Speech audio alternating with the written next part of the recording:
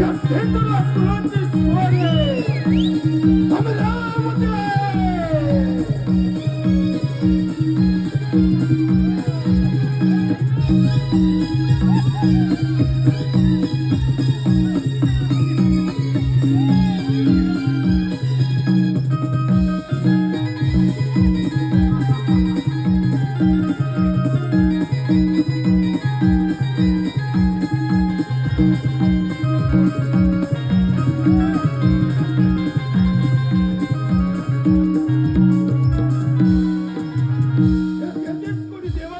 देवेंद्र देवराज क्षणी तुझ्या सुवर्ण सिंहासनाचा त्याग करून सेंद्र किरण शरण ये.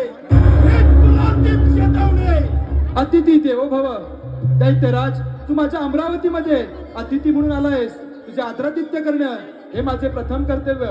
तसेच हे अमरावतीचं राज्य मला एक शस्त्र अश्वमेध यज्ञ पूर्ण करून पुरंदरास प्राप्त झाले आणि ते मिळवणं इतकं सहजासहजी सोपे नव्हे.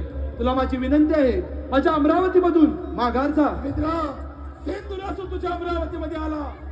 तू माघारी जाण्यासाठी नव्हे, तुझ्या चादरावर पाय रोवून तुझ्या या सुवर्ण सिंहासनावर विराजमान होण्यासाठी.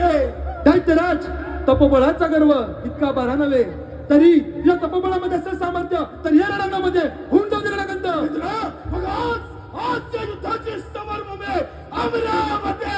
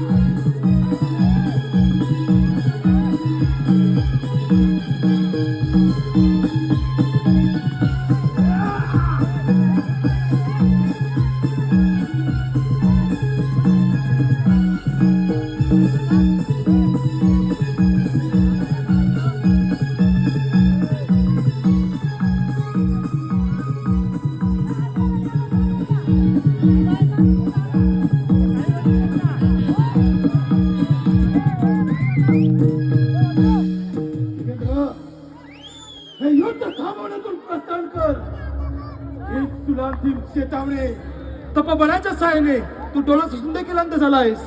त्यात तुझी सत्सविधी देखील भ्रष्ट झाली. तो अवलंबलेला आसुरी मार्ग सोडून दे, सत्याच्या मार्गाने चाल.